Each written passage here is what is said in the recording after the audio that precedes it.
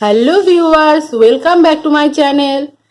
নতুন বন্ধুদের স্বাগত আর পুরনো বন্ধুদের পাশে থাকার অনুরোধ জানিয়ে শুরু করছি আমি আজকের রেসিপি মেথি চিকেন। এটা খেতে খুবই খুবই অসাধারণ লাগে। ফ্রাইড রাইস বলো, বাটার নান, নান, রুটি, যে কোনো কিছুর সাথে অসাধারণ লাগে। চলো তাহলে দেখে নিই এটা আমি কিভাবে বানালাম। তোমরাও বাড়িতে ট্রাই করে দেখতে পারো। আমার এই রেসিপিটি যদি তোমাদের ভালো লেগে থাকে তাহলে আমাকে লাইক, কমেন্ট, শেয়ার করো। অবশ্যই বন্ধুদের সাথে শেয়ার করো। আর তোমরা যারা এখনও আমার চ্যানেলকে সাবস্ক্রাইব করোনি তারা আমার চ্যানেলকে সাবস্ক্রাইব করে পাশে থাকা বেল আইকন অন করে রেখো, যাতে আমার দেওয়া প্রতিটি আপডেট তোমাদের আগে পৌঁছাতে পারে। চলো তাহলে দেখে নিই আমি কিভাবে এটা বাড়িতে বানালাম।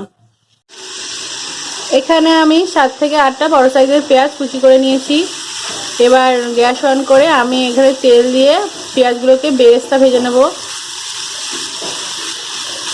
ভালো মতো নেড়ে নেড়ে বেরেস্তাগুলো ভালো মতো ভেজে নেব। বেরেস্তাটা ভাজা হয়ে যাক, তারপরে আমি পরের স্টেপে ফিরে আসছি।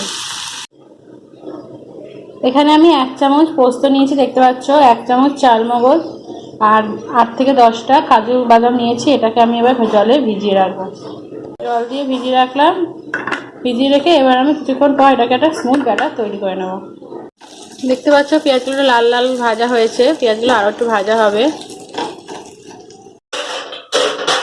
এখানে আমি 4টে বড় বড় রসুন দিয়েছি ছাড়িয়ে, আর 1.5 থেকে 2 ইঞ্চি আদা, আর হচ্ছে 22 থেকে 25টা লঙ্কা, কাঁচা লঙ্কা দিয়েছি। আর এর মধ্যে দিয়ে দেবো এবার একটু টক দই, 2 চামচ মতো টক দই আমি এর মধ্যে দিয়ে দেবো। দিয়ে একটা স্মুথ ব্যাটার তৈরি করে নেব। এখানে আমার পেঁয়াজের বেরেস্তাটা ভাজা হয়ে গেছে, দেখতে পাচ্ছ লাল লাল হয়েছে। আর বেশি লাল করবো না, কারণ ঠান্ডা হওয়ার পর পুড়ে যেতে পারে। আমি এখানে গ্যাসের ফ্লেমটা বন্ধ করে দিয়েছি। এবার এটা একটু ঠান্ডা হলে আমি এটাকে মিক্সিতে দিয়ে একটা ব্যাটার তৈরি করে নেব, স্মুথ ব্যাটার। এখানে দেখতে পাচ্ছ আদা রসুন আর লঙ্কার পেস্টটা এখানে রেডি হয়ে গেছে, স্মুথ ব্যাটার তৈরি হয়ে গেছে। এবার এটাকে আমি একটু ভেজে নেব। তার জন্য আমি গ্যাস অন করে এরকম তাওয়া, ননস্টিকের তাওয়াটা বসিয়ে দিয়েছি। আর এবার তাওয়াতে আমি সর্ষের তেল দিয়ে দিয়েছি, সর্ষের তেল ব্যবহার করব। এতেও এসছে। এবার আমি একটু করে মশলাগুলো আমি আমাদের দিয়ে দেবো।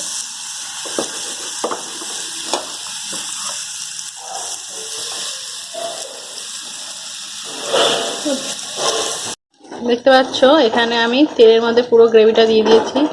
এবার গ্রেভিটা আমি ভালো মতো ভেজে নেব, তেল না ছাড়া পর্যন্ত।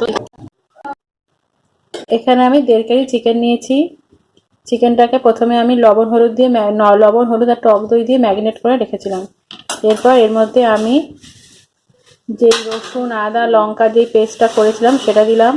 তারপরে পেঁয়াজের বেরেস্তা, সাথে কাজু বাটা, পোস্ত বাটা, চালমগজ বাটা দিয়ে ম্যারিনেট করে আরও 1 থেকে 1.5 ঘন্টা মতো 1 ঘন্টা মতো আমি রেখে।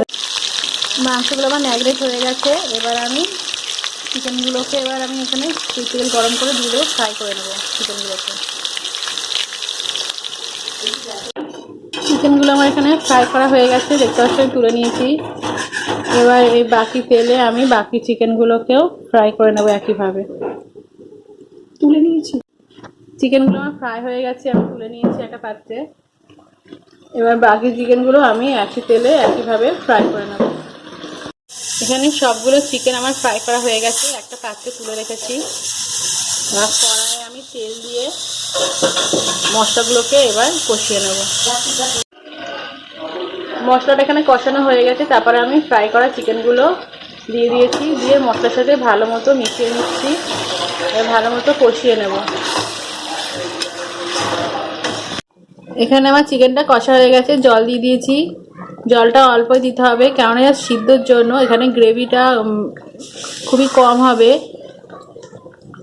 চলো তাহলে দেখে নিই পরের স্টেপটা, আমি পরে তোমাদের দেখাচ্ছি।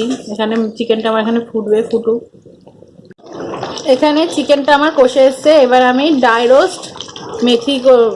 মেথিটাকে ড্রাই রোস্ট করে গুঁড়ো করে আমি এর উপর দিয়ে ছড়িয়ে দিলাম। এবার একবার ভালো মতো এর সাথে মিশিয়ে দেবো। এখানে আমার মেথি চিকেনটা পুরো রেডি হয়ে গেছে। এটা ফ্রাইড রাইস বলো, মিক্স ফ্রাইড রাইস, নান, রুটি, পরোটা সবার সাথে অসাধারণ লাগে। এটা আজকে তোমাদের সাথে শেয়ার করলাম। এবার আমি এটা হয়ে গেছে, এবার নামিয়ে নেবো। গ্যাস বন্ধ করে দিয়েছি।